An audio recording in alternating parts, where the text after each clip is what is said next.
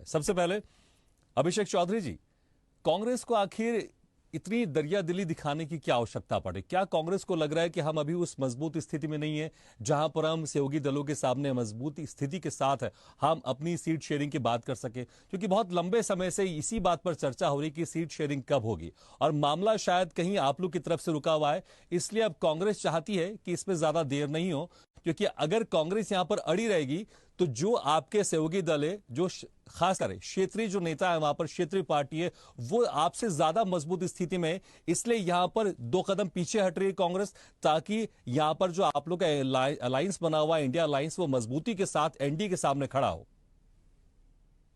धन्यवाद साहब साहब। सबसे पहले मैं एक बात कहना चाहूंगा। देखिए, किसी भी प्रोसेस में थोड़ा समय लगता है। इंडिया गठबंधन की करीब बहुत सारी मीटिंग्स अभी हो चुकी हैं और कल भी एक मीटिंग होनी बाकी है।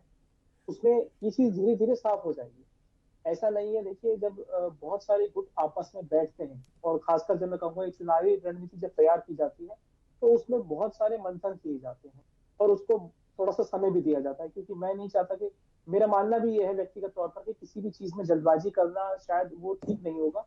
तो इसमें बहुत अच्छे से विचार करके, और सभी गठबंधन के जो हमारे दल हैं, जितने भी सारे सहयोगी हैं, उन सबकी राय मशवरा के बाद सीट शेयरिंग का हम बिल्कुल ही पब्लिकली इसको अनाउंस करेंगे।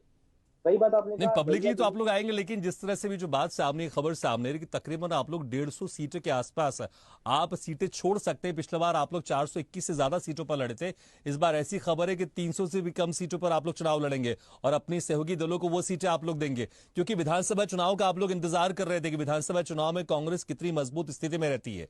लेकिन विधानसभा चुनाव में राजस्थान हार गई, छत्तीसगढ़ हार गई, मध्य प्रदेश हार गई। उसके बाद कांग्रेस को यह लगा कि हम उतनी मजबूत स्थिति में नहीं है, इसलिए कि सहयोगी दलों को साथ में रखना ही है, यह हमारी मजबूरी है। इसलिए भले सीटें छोड़नी पड़ी, लेकिन इस गठबंधन को लेकर आगे जाना है।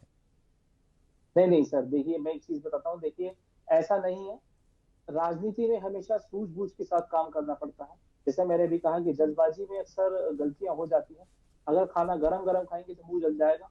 ठंडा करके खाना लाजमी है कि स्वाद भी आएगा और मजा भी आएगा।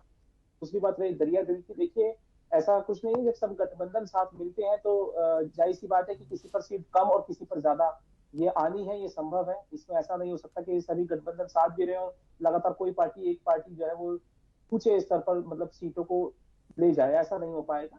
उसमें देखिए, मैं इसमें बहुत बड़ी बात नहीं है।